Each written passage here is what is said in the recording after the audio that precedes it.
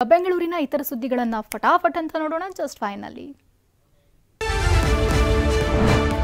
Victoria ಆಸ್ಪತ್ರೆಯಿಂದ escape ಆಗಿದ್ದ ವಿಚಾರಣಾಧೀನ ಕೈದಿ ಮತ್ತೆ ಲಾಕ್ ಆಗಿದ್ದಾನೆ. ವಿಕ್ಟೋರಿಯಾ ಟ್ರಾಮಾ ಸೆಂಟರ್ನಿಂದ ತಪ್ಪಿಸಿಕೊಂಡಿದ್ದ ಕೈದಿ ಚಂದ್ರಶೇಖರ್ ಬೆಂಗಳೂರಿನಿಂದ ತುಮಕೂರಿಗೆ ತೆರಳಿದ್ದ. ಅಲ್ಲೇ ಬಸ್ ನಿಲ್ದಾಣದಲ್ಲೇ ಬಂಧಿಸಿ ವಿವಿಪುರಂ ಪೊಲೀಸರು ಕರೆತಂದಿದ್ದಾರೆ. ಬಾಗಲಗುಂಟೆ ನಗರದಲ್ಲಿ ಮನೆಗಳ್ಳರು ಆಕ್ಟಿವ್ ಆಗಿದ್ದು ಬಾಗಿಲು ಹಾಕಿರುವ ಮನೆಗಳನ್ನ ಗುರುತಿಸಿ ದೋಚುತ್ತಿದ್ದಾರೆ.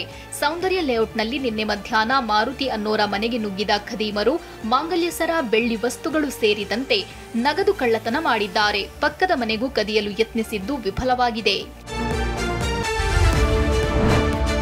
ರಿಯಲ್ ಸ್ಟಾರ್ ಉಪೇಂದ್ರ ಆರೋಗ್ಯದಲ್ಲಿ ಏರುಪೇರಾಗಿ ಖಾಸಗಿ ಆಸ್ಪತ್ರೆಗೆ ದಾಖಲಾಗಿದ್ರು. ಓವರ್ ಆಸಿಡಿಟಿಯಿಂದ ಚಿಕಿತ್ಸೆ ಪಡೆದ ಬಳಿಕ ಚೇತರಿಸಿಕೊಂಡ್ರು. ಆಸ್ಪತ್ರೆಯಿಂದ ಡಿಸ್ಚಾರ್ಜ್ ಆದ ಬಳಿಕ ರೆಗ್ಯುಲರ್ ಚೆಕಪ್ಗಾಗಿ ನಾನು ಆಸ್ಪತ್ರೆಗೆ ಭೇಟಿ ನೀಡಿದ್ದೆ. ಯಾವುದೇ ಊಹಾಪೋಹಗಳಿಗೆ ಕಿವಿ ಕೊಡಬೇಡಿ ಅಂತ ಉಪೇಂದ್ರ ಟ್ವೀಟ್ ಮಾಡಿದ್ದಾರೆ.